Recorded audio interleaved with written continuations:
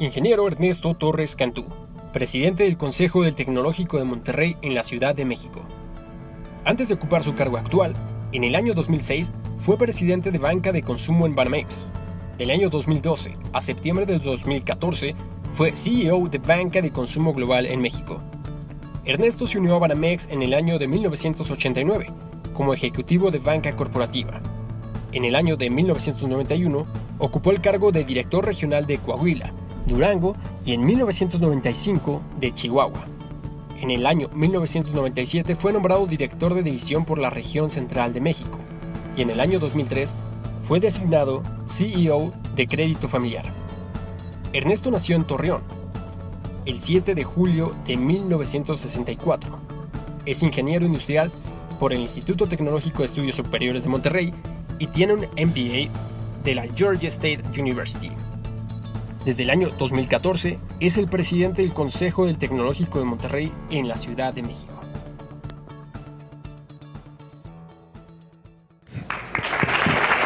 Ya voy.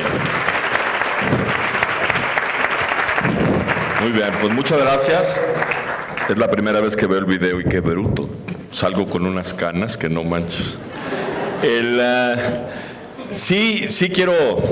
El tema, como lo vimos, es platicar de mi trayectoria, pero un poco me puso a pensar más bien en qué es lo que lo hizo posible. Y les puedo hablar de que pues sí tienes que echarle ganas, y sí es cierto que necesitas persistencia, y es cierto que necesitas ambición, y mucha ambición buena de querer resaltar y sobresalir en cualquier cosa que hagas. Pero la verdad de las cosas es que la gran mayoría de las razones por las cuales he podido tener la trayectoria que he tenido no han dependido de mí. Son totalmente ajenas a todas estas consideraciones que les acabo de hacer. Y eso es lo que realmente quiero compartir, ¿no? Digo, obviamente no es para que lo lean, no se ve, ¿no? Pero va a estar en el sitio. Pero son dos historias, de Felipe y de Eduardo. Los dos nacieron en Apan, Hidalgo, en 1970. Y los dos, de hecho, en el mismo día, en marzo.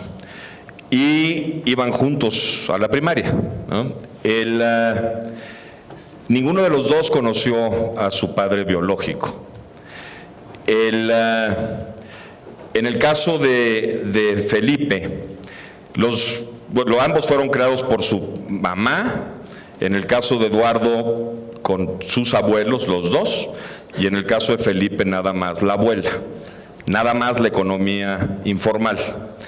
La abuela de Felipe se enferma de diabetes y entonces tiene un tema de, estando en la economía informal, pues no tienes derecho, olvídense de medicinas, olvídense del seguro social, olvídense de cualquiera de esas cosas, ¿no? La mamá era trabajadora del hogar, obviamente informal, ¿no? En México el 1% de los 2,5 millones de trabajadoras del hogar están en el seguro social, el 1%, ¿no? Y la abuela muere. Cuando la abuela muere, pues Felipe no tiene opción más que salirse de estudiar e irse a trabajar. Entra a la siderúrgica, que luego quiebra, ¿no? Y se va a Estados Unidos. Está ya 20 años trabajando, pues hombre, 30, 40% más horas de las que trabajaba Eduardo. Y ahorita vamos a ver la historia de Eduardo, ¿no? Regresa a México deportado el año pasado y ahorita no encuentra trabajo, a los 48 años. En el caso de Eduardo, los abuelos lo formaron muy bien en un ambiente de mucha estabilidad. Terminó yendo a la universidad, estudió, trabajó en el Instituto del Petróleo, estudió ingeniería en el Instituto del Petróleo, y luego lo becó el instituto y se fue a la Universidad de Illinois en Champaign. Regresó y a los 48 años gana 50,000 pesos mensuales dentro de dentro de 6 años. ya se puede jubilar, cosa que pretende hacer para pasar más tiempo con sus hijos. ¿Qué aprendemos de estas dos historias? Empezaron juntos, caminando a la escuela. Me los imagino perfectamente. Nuestro país es increíblemente desigual y no hay movilidad social. El 59% de los que nacen en el quintil 1 y 2 se quedan en ese quintil, nunca suben. Y si eres mujer, es todavía peor. Casi el 70% se queda en los quintiles más bajos. Y luego este tema es un círculo vicioso terrible. Si tus padres no terminaron la primaria, tienes una probabilidad del 4% de llegar a la universidad. Imagínense nomás, ¿no? Entonces, si tus papás no estudiaron, pues tú tampoco, pues tus hijos tampoco, pues no sé, y ahí te quedaste, ¿no? Hay cero movilidad social. Les hablé un poco de la estabilidad en el hogar, que se dio más en el caso de Eduardo por los abuelos, los dos, que en el caso de Felipe. Hay una medición muy clara del estrés que vives en el hogar en el que vives, ¿no? Y esto es dependiendo del quintil de riqueza, en fin, en el que naciste. Si estás en el más pobre, tienes estrés en tu casa, 3 desviaciones estándar, perdón, yo soy ingeniero, aquí hay muchos ingenieros también, ¿no? 3 desviaciones estándar peor que la media, en más estrés. Si estás en el quintil más rico en México, tienes 3 desviaciones estándar, menos estrés en tu casa que la media nacional. Si estás en el quintil más bajo, pasas 9 horas a la semana con tus hijos. 9 horas, ¿no? Si estás en el quintil más alto, pasas cerca de 16 horas a la semana. Las 2 láminas es el papá y la mamá, ¿no? ¿Por qué pasas más horas? Porque trabajas menos. Tienen que trabajar más si estás más pobre. Te tardas más tiempo en llegar al trabajo, no tienes tu transporte. No es un tema de echarle ganas. Le echan muchas más ganas. Simplemente no se puede. Este tema se vuelve un poquito más complicado, ¿no? Y esta es la lámina que les mencionaba un poco al principio de por qué he tenido la trayectoria que he tenido. No se debe a mí, sino a las circunstancias en las que crecí. Si creces en el quintil más alto, tienes todas las cualidades más altas que si creces en el quintil más bajo. Son inteligencia, 5 desviaciones estándar más que la media contra 4 menos que la media. Inteligencia, que la desarrollas por la educación, por el ambiente en el que creces, ¿no? Y vean el último que me encanta, determinación, que te crees muy a toda madre porque yo tengo mucha voluntad, ¿no? No, güey, o sea, resulta ser que es porque así pasó, ¿no? Por dónde crecí. Esas son las cualidades que heredé sin hacer nada al respecto. Obviamente las tienes que utilizar y obviamente tienes ese mérito, pero empiezas de otro escalón completamente diferente.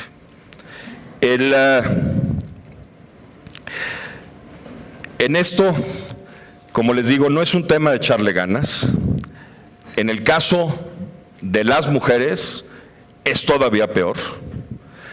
El nivel educativo de los padres determina en un grandísimo porcentaje lo que va a pasar con los hijos.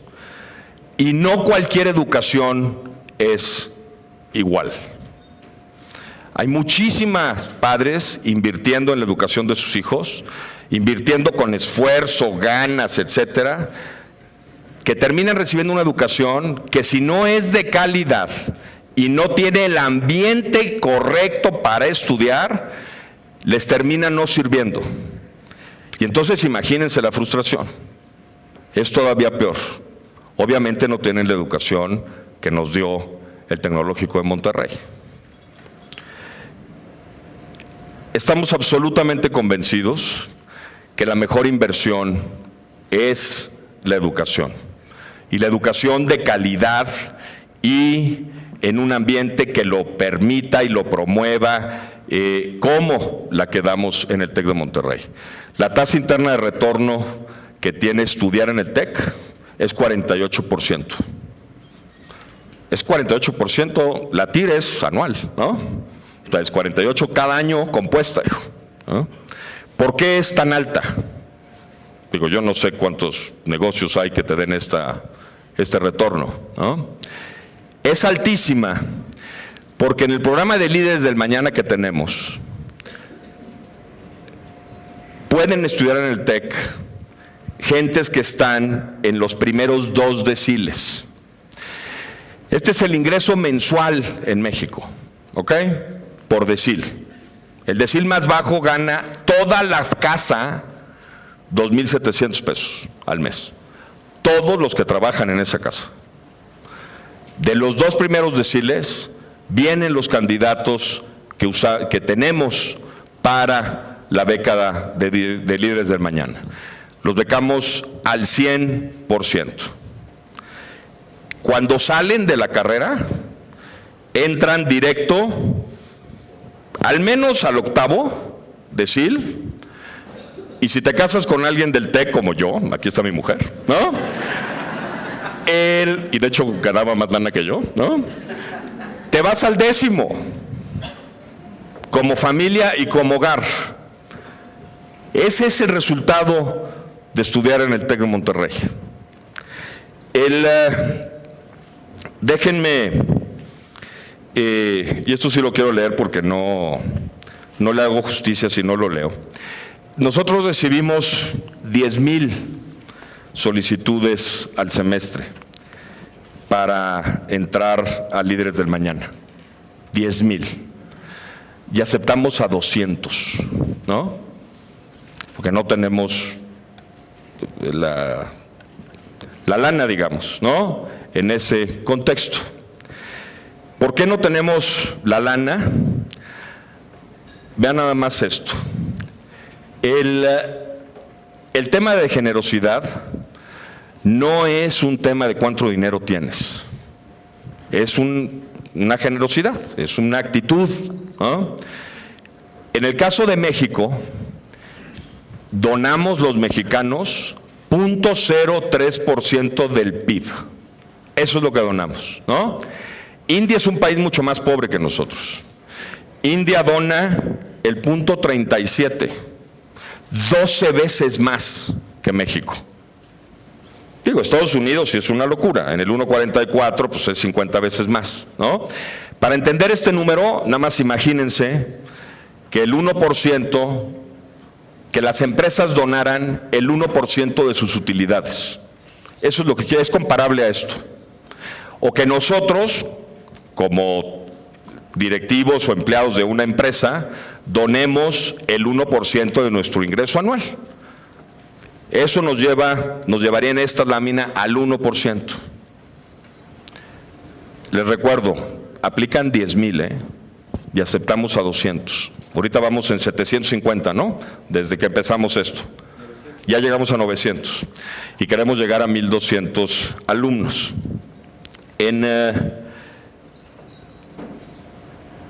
Esta alumna del TEC, que ya lleva 3 años, sacó 1,440 en el examen del TEC. ¿Qué porcentaje es ese? El top 10%, ¿no? El top 10%. 99.5 de promedio en la preparatoria.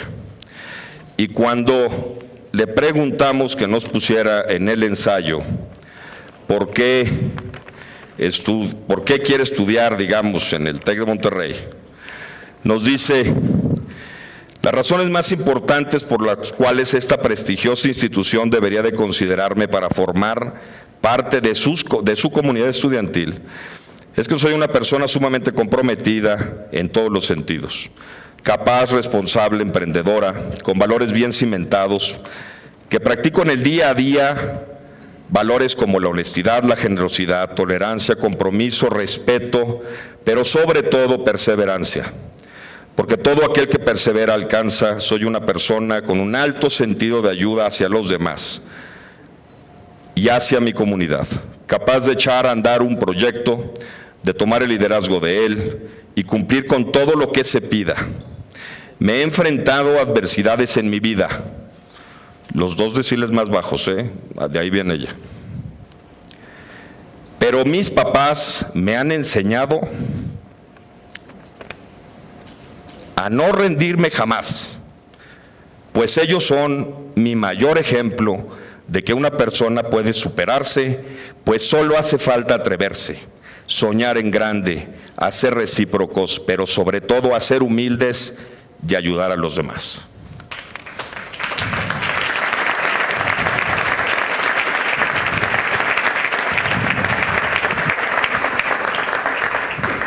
Está en nosotros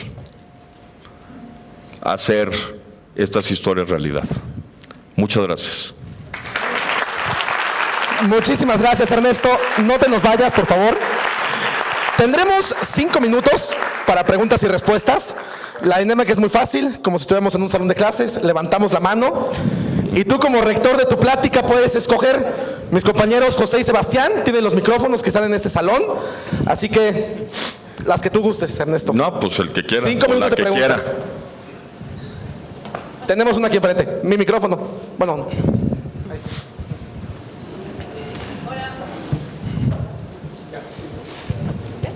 ¿Qué tal? Buenas tardes. Hola. Ernesto, yo quiero preguntarte entonces de qué manera como Exatec puedo donar a esta causa, porque me interesa mucho. Yo hago donativos a diferentes instituciones, pero esta historia que has Líderes contado... del Mañana en el site de TEC de Monterrey. Perfecto. ¿No? Aquí con Ana María, ¿no? Con Silvia, ¿no? Ok. Además ya te vimos, vienes de rojo ahorita mismo. Perfecto, muy bien. Muchas gracias. Gracias a ti. Muchas gracias. ¿Otra pregunta? Allá atrás hay una. Ya tenemos. Hola Ernesto, igual mucho gusto. Yo soy Exatec, fui becada, no Líderes del Mañana, yo me gradué hace 10 años, pero quería preguntarte, de todos mis trabajos he conseguido 2 por la Bolsa del Trabajo del TEC. Me encanta, nos acerca a muchas empresas, pero ¿cómo también el TEC se asegura que los trabajos que estén ahí realmente le den el valor al alumno? De repente, digo, no siempre, de repente sí veo vacantes ahí de 10,000 pesos, donde, como tú dices, están en el decil hacia abajo. ¿Qué hacemos como universidad para lograr una vinculación con empresas mejor? Y lo que te digo, que haya vacantes buenas donde los Exatecs encuentren prácticas valiosas, encuentren un trabajo digno saliendo, y los que fuimos becados con beca crédito como yo, podamos pagar, donde, como tú dices, ¿cómo brinco ese decil al 8º? Digo, yo también tuve buena suerte, me fue muy bien.